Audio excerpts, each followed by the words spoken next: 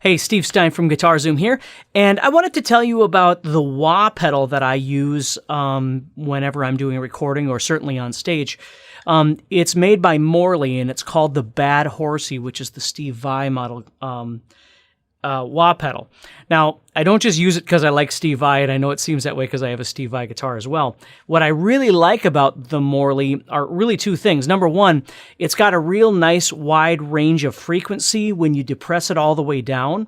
And I like those really high-end elements, and I'll show you that in just a second. But the other thing I really, really love about it is the fact that it shuts off when I let my foot off of it. When I'm on stage and I'm running around doing whatever and I go to use my pedal, what I always found... Now, again, there's a lot of solutions to this. This isn't the only pedal that helps with this. But with the old school Crybabies, sometimes I could never tell whether the pedal was actually on or off unless I rocked it and went, oh, it's still on. I gotta click it, with the front of my foot to turn it off.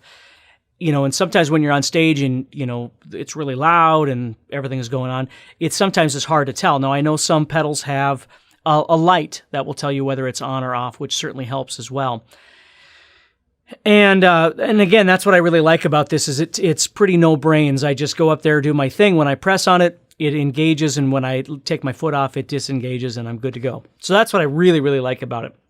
So what I'll show you here, you'll be able to see the light. When I press down, the light turns on. When I let go, the light turns off. And that's it. That's as easy it is.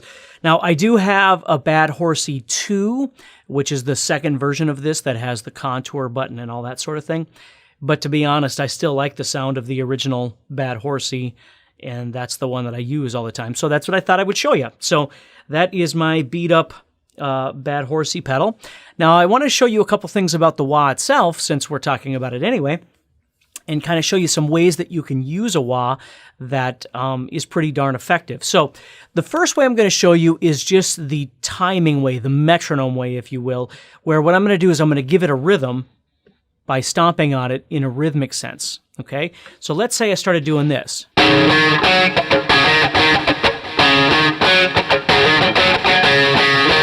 Just something with this kind of groove.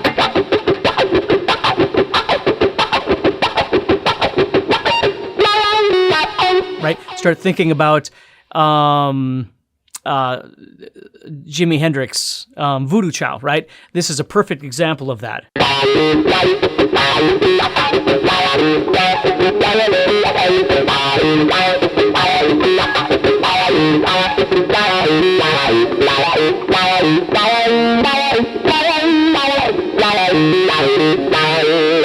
That sort of thing, where I'll put it on the first position pickup here so you can hear it a little bit that way.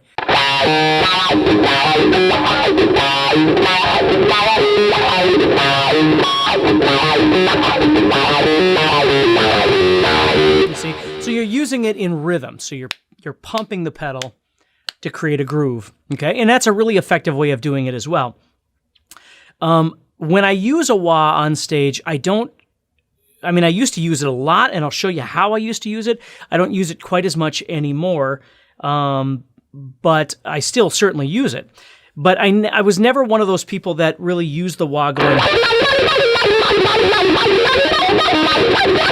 Because you really could play anything, and if you're just pumping the wah all over the place, it's hard to tell what's actually going on.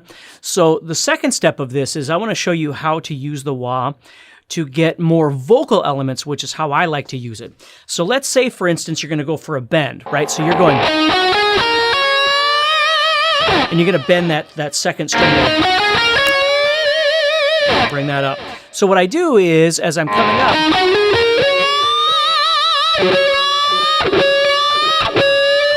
So as I bend up, I'm depressing the pedal.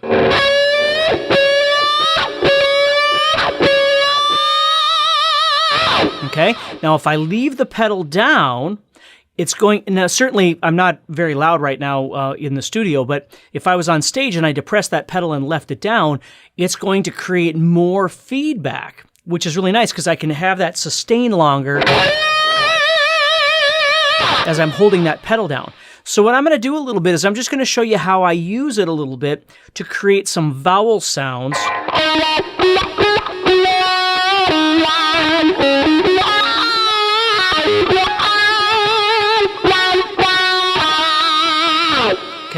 So there are times, and again, I can't really define to you exactly how I'm using it. It's kind of a feel thing, but what I'm not doing is depressing it every time I play notes. Sometimes what I'll do is I'll just think of it this way, like I'll depress the pedal slowly and kind of glaze over strings or over notes. See, so what I'm doing is I'm slowly depressing it or releasing it as I'm playing a series of different pitches. Okay, so it's just giving an overall frequency element. Sometimes what I'll do is I'll play it over certain notes.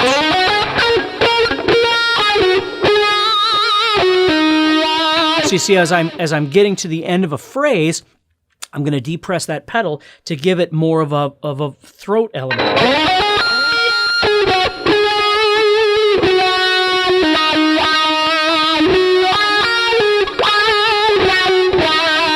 Okay, to give it more of that sort of thing. Now again, I'm going to combine those. When I play, I'm going to combine those two. I'm going to use the pedal as I'm glazing over notes, and then I'm going to use some vowel sounds. So it's not always happening. And there are many times when I'm playing that I won't use the pedal at all. So I might just be soloing.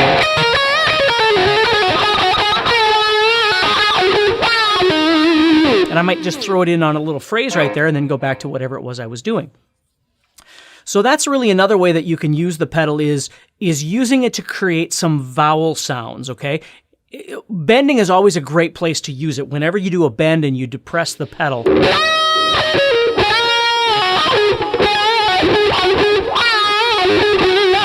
Okay?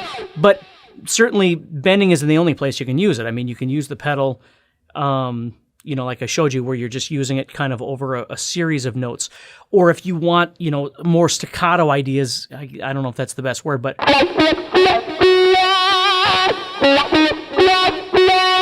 So right there, what I'm doing is I've got this wah, wah, wah, wah, right? So I'm kind of prolonging the pedal movement on the last two, where those two are small.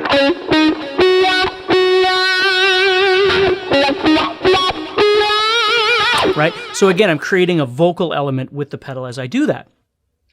The third way I like to use the pedal, which is really, really neat, which kind of gives you sort of a Zakk Wylde-ish thing, is what you do is you depress the pedal, and a lot of players will do this. With the Crybaby, it's really nice, or pedals like that, because you can depress the pedal and then leave it at a frequency, and then take your foot off of it and do your solo, and it'll stay at that frequency. With the Bad Horsey, you can't take your foot off of it. So what I do is I press the pedal. I mean, again, there's no exact science to this. I just press the pedal down.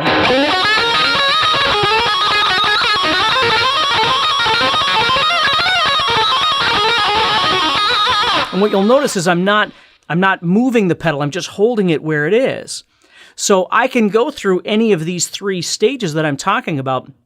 Really four if you want to separate the kind of glazed over idea from the vocal element. Those are really kind of two different things. But I can use these interchangeably as I'm playing. So if I'm playing something and then I depress it and start moving in, kind of rock back and forth to get that kind of glazed over idea. But now I'm going to leave it.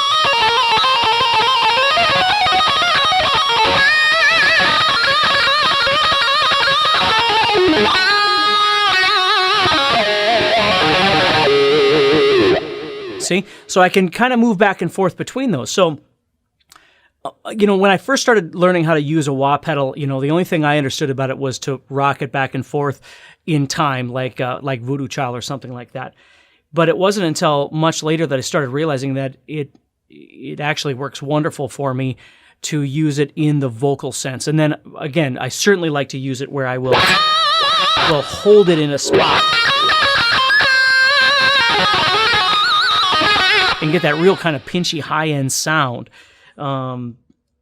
It's not for everybody, but there's just different ways that you could use the wah pedal. So I thought I'd introduce you to my wah pedal and explain to you a little bit about how you could use your wah pedal in different ways if you haven't really thought about it. So take care, stay positive, and I'll talk to you soon.